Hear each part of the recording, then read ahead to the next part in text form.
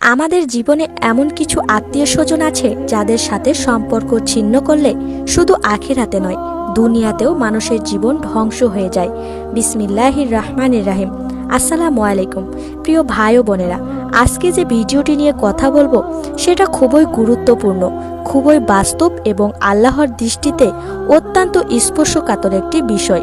আমাদের জীবনে কিছু আত্মীয় আছে যাদের সাথে সম্পর্ক ছিন্ন করলে শুধু আখিরাতে নয়, দুনিয়াতেও মানুষের জীবন ধ্বংস হয়ে যায়, রিজিক কমে যায়, মন থেকে শান্তি উঠে যায়, দোয়ার দরজা বন্ধ হয়ে যায়, আর জীবনে আসে একের পর এক বিপদ।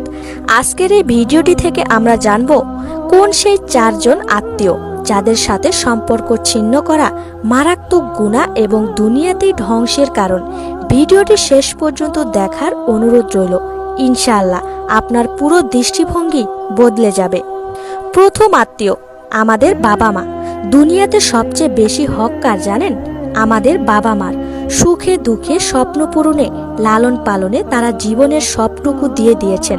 কিন্তু দুঃখের বিষয় হলো আজকাল মানুষ সবচেয়ে বেশি সম্পর্ক ছিন্ন করে বাবা মার সাথেই।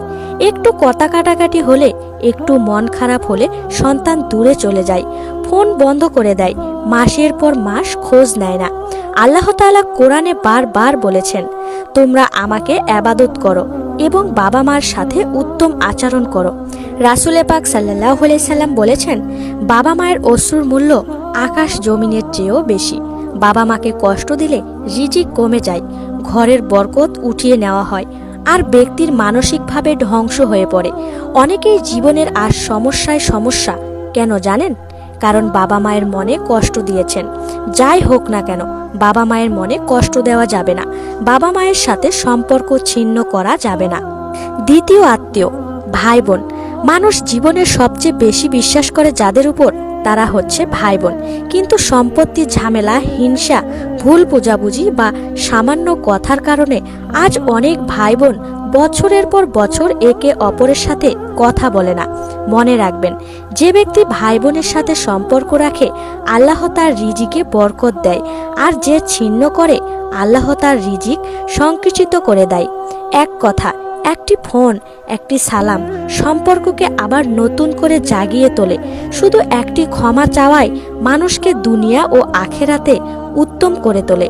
ভাই বোনকে কখনো শত্রু ভাববেন না, তারা আপনার রক্ত, তারা আপনার পরকালীন। তৃতীয় আত্মীয় চাচা, ফুফু, খালা, মামা। এরা আমাদের বাবার দিকের আর মায়ের দিকের সবচেয়ে ঘনিষ্ঠ আত্মীয়। আজকের সমাজে দেখা যায় ছোটখাটো ভুল বুঝাবুঝি, সম্পত্তি বা কথার কারণে এই সম্পর্ক ভেঙে যায়। নবী করিম সাল্লাল্লাহু আলাইহি সাল্লাম বলেছেন, যে ব্যক্তি আত্মীয়তার সম্পর্ক বজায় রাখে তার আমল আল্লাহ উঁচু করেন, আর যে সম্পর্ক ছিন্ন করে তার দোয়া আসমানের দিকে ওঠেও না। চাচা, ফুপু, খালা, মামা এরা দোয়া করলে সন্তানের জীবন বদলে যায়। এদের কষ্ট দিলে জীবনে অশান্তির আগুন থামতেই চায় না। চতুর্থ আত্মীয় স্বামী স্ত্রী। এটাই সবচেয়ে ভুলে যাওয়া সম্পর্ক। বিবাহ শুধু সম্পর্ক নয়, এটি আমানত, ইবাদত, দায়িত্ব। আজ অনেক দাম্পত্যই কথা বলা বন্ধ করে, সম্মান নেই, একজন আরেকজনকে অপমান করে, ঝগড়া করে, আর অবশেষে সম্পর্ক ছিন্ন করে। মনে রাখবেন, স্ত্রী বা স্বামীকে অন্যায়ভাবে কষ্ট দিলে আল্লাহ সেই ব্যক্তির দোয়া কবুল করেন না। বাড়িতে রিজিক কমে যায়, শান্তি উড়ে যায়, রোগবালাই বাড়ে এবং গুনাহের পর গুনাহ মানুষের জীবনে ঢুকে পড়ে। একটু সহনশীলতা, একটু সম্মান, একটু ক্ষমা একটি পরিবারকে জান্নাতের বাগান বানাতে পারে। আজকের এই চারজন আত্মীয় বাবা মা, ভাই বোন, চাচা, ফুফু, খালা, মামা, স্বামী স্ত্রী, এদের সাথে সম্পর্ক ছিন্ন করা আল্লাহর কাছে বড় গুনাহ, মানুষের দুনিয়াতেও আখিরাতে নষ্ট হওয়ার অন্যতম কারণ। যদি সম্ভব হয় আজকেই একটা ফোন দিন, একটা সালাম দিন, একটা ক্ষমা করুন, একটু ক্ষমা চান, আপনার জীবন বদলে যাবে। আল্লাহ আমাদের সকলকে আত্মীয়তার সম্পর্কের মর্যাদা রক্ষা করার তৌফিক দান করুন। আমিন। ভিডিওটি ভালো লাগলে চ্যানেলটি সাবস্ক্রাইব করুন, লাইক দিন, শেয়ার করুন, যেন অন্যেরাও নসিহতটি জানতে পারে। সবাই ভালো থাকবেন, সুস্থ থাকবেন। আজকের মতো এখানেই বিদায় নিচ্ছি। আল্লাহ হাফেজ। আসসালামু আলাইকুম।